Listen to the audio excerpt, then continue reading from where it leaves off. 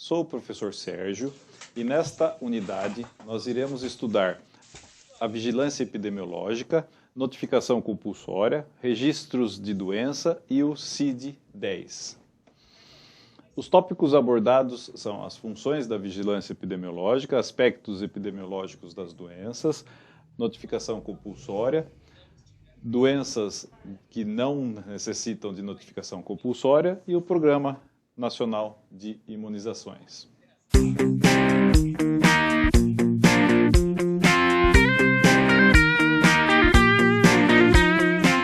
O que vem a ser vigilância epidemiológica? Nós podemos observar que a definição da vigilância epidemiológica nos permite entender que é um processo de vigiar o processo de doença. Ou seja, nós coletamos e avaliamos informações referentes a processos de morbidade e de mortalidade dentro de uma população.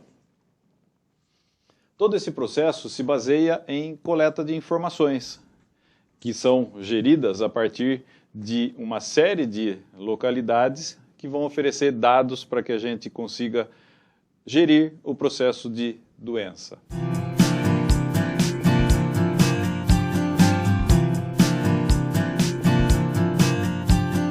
O processo de vigilância epidemiológica teve início em vigilância em saúde. E a vigilância em saúde, ou seja, nada mais do que analisar ou avaliar como está a condição de saúde de uma população, leva à busca de outros indicadores. Então, dentro do processo de vigilância em saúde, nós temos também a vigilância de saúde do trabalhador, a vigilância do meio ambiente, a vigilância epidemiológica e a vigilância sanitária. Tudo isso nos permite oferecer condições de avaliar ou de vigiar as condições de saúde da população. Qual é a função da vigilância epidemiológica? Partimos da ideia de que todo município deve ter o seu serviço de vigilância epidemiológica. Da mesma forma que todo município tem, os estados que compõem a União também vêm a ter um serviço de vigilância epidemiológica e todos esses serviços alimentam dados que vão formar um banco dentro do Ministério da Saúde. Então, nós temos aqui algumas informações bastante interessantes sobre as funções da vigilância epidemiológica. A primeira delas nada mais é do que coletar dados a respeito da situação de doença da população. Baseado na coleta de dados, nós conseguimos processar esses dados, analisar e interpretar, e com isso traçar um perfil de doença dentro da população. A partir dos dados coletados e do perfil traçado, existem mecanismos de controle dessas doenças que estão sendo analisadas. E a partir desse controle nós temos medidas de prevenção que vão fazer com que tenhamos diminuição da incidência dessa doença dentro da população. A partir dos dados oferecidos, nós conseguimos entender como que está sendo a eficácia desses dados. Se os números diminuem, a eficiência está sendo muito boa. Se os números se mantêm os mesmos ou aumentam, os processos de prevenção e tratamento não estão sendo eficientes. Uma função bastante importante é divulgar para a população as condições de saúde referentes a ela. Ou seja, nós temos como obrigação divulgar para a população surtos, epidemias, condições que possam necessitar de medidas específicas.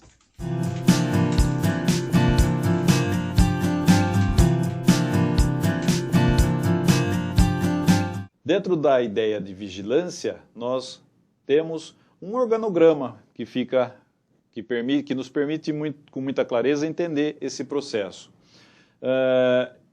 Inicialmente nós temos o diagnóstico ou a suspeita de um caso. A suspeita desse caso ou o diagnóstico deve ser notificado à vigilância epidemiológica. Essa vigilância epidemiológica, ela assume o seu nível local e toma atitudes ou ações dentro dessa localidade. A partir disso, comunica-se um nível mais elevado, que seria a Secretaria de Saúde do Estado, e num nível mais abrangente, o setor de vigilância em saúde do Ministério de Saúde. Todo esse processo, ele requer disseminação de informação. Para que esse processo seja eficiente, é necessário uma investigação epidemiológica. Ou seja, a partir do início do processo com suspeita, vai se transmitindo essa informação e investigando como essa informação está sendo inserida naquela população.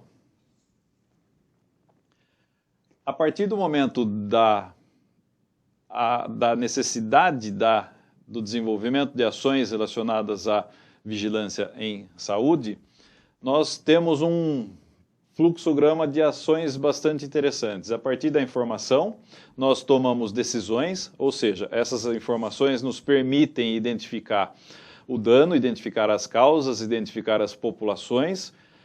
A partir daí, as decisões serão relacionadas especificamente a esses danos, a essas populações, e nos remetem a tomar determinadas ações. Vamos imaginar que uma determinada população está tendo um surto de uma determinada doença. Qual é a ação que deve ser feita baseada nessa informação? Pode ser a vacinação, que vai fazer com que diminuam os casos ou com que nós tenhamos uma proteção mais abrangente dessa população.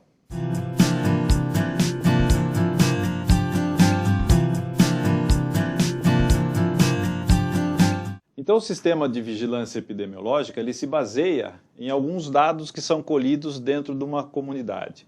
Um dado bastante importante são os dados demográficos, ou seja, dados sobre grupos populacionais, número de habitantes, quantidade de pessoas que nascem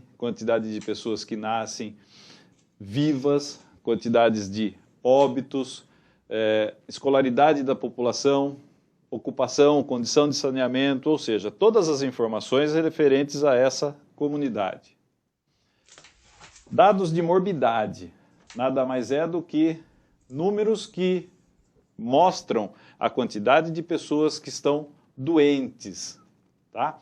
Então nós temos aí a possibilidade de analisar ou de interferir e fazer com que tenhamos detecção precoce de doenças a partir de dados específicos anuais, mensais, que nós temos de uma determinada condição numa determinada população.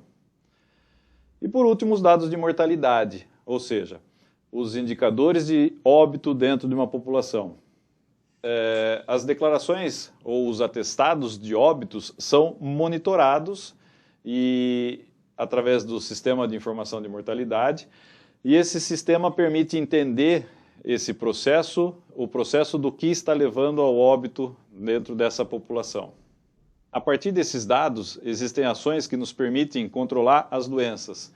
E uma das maneiras mais frequentes é através de vacinação. Então, o Ministério da Saúde, com dados que são alimentados através dos municípios e dos estados, criam programas que estão relacionados a esse controle, como, por exemplo, o Programa Nacional de Dengue, Programa Nacional de Imunização. Esses dados eles também são alimentados através do sistema de saúde. Nós podemos observar que laboratórios podem fornecer dados a partir do momento que fazem diagnóstico clínico de determinadas condições. O uso de determinadas substâncias também podem fornecer condições para que a nossa população, para que possamos entender o comportamento da nossa população.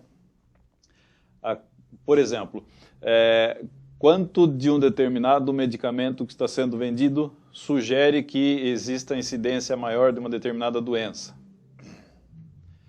A investigação epidemiológica, ou seja, vamos até o local dos fatos e colhemos informações sobre aquela população, sobre aquela causa, sobre aqueles agravos. Importante também o papel da imprensa e da própria população no processo de divulgação das informações referentes à vigilância epidemiológica. Muitas vezes os profissionais de saúde ficam sabendo através de populações ou de pessoas inseridas em determinadas populações sobre determinados agravos, e isso faz com que a vigilância epidemiológica investigue esse processo. Existe também um sistema de sentinelas. Dentro de uma população existem pontos chaves que vão oferecer para o sistema de vigilância informações a respeito daquela comunidade, daquele grupo.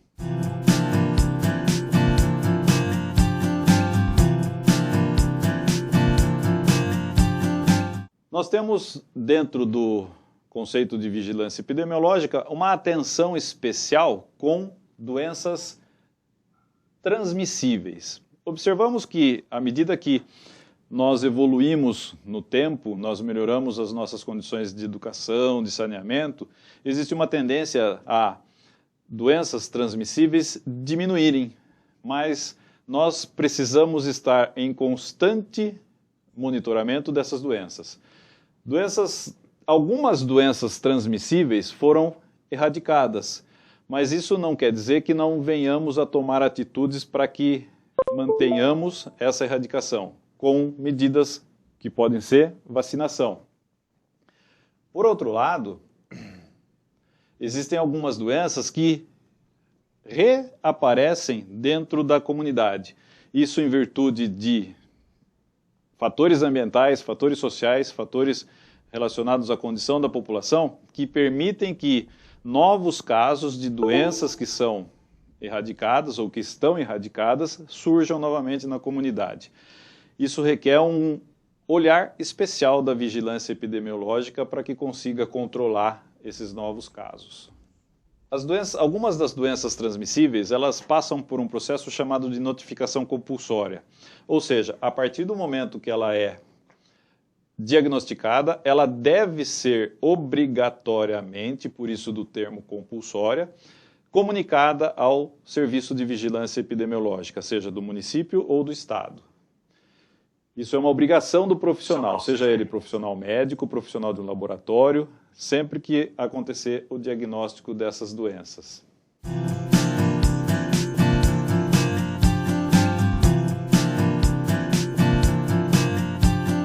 Nós temos dentro da ideia de controle e da vigilância de doenças, a observação de que as doenças não transmissíveis, elas vêm crescendo de uma maneira muito interessante dentro da população.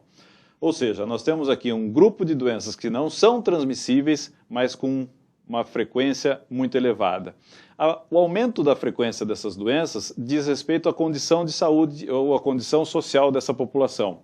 Dessa forma, nós observamos que aumenta-se muito morte por doenças crônicas degenerativas, doenças como obesidade, doenças cardiovasculares, que estão relacionadas ao estilo de vida dentro da população. A partir da ideia dessa vigilância dessas doenças, nós temos alguns programas específicos para controlar esse tipo de frequência. Nós temos programas de controle de tabagismo, controle de câncer. Dessa forma, nós conseguimos criar políticas para evitar ou erradicar, ou tentar erradicar esse tipo de doença nessa população. Ainda baseado nas informações da vigilância epidemiológica, nós temos o Programa Nacional de Imunização, onde imunizamos as doenças mais frequentes e mais comuns, principalmente na infância, ou em grupos específicos, como é o caso da vacinação por gripe, que não abrange infância exclusivamente, mas grupos específicos. A partir do momento que nós conseguimos identificar as doenças, nós conseguimos classificá-las. E aí surge a ideia da Classificação Internacional das Doenças, ou o CID.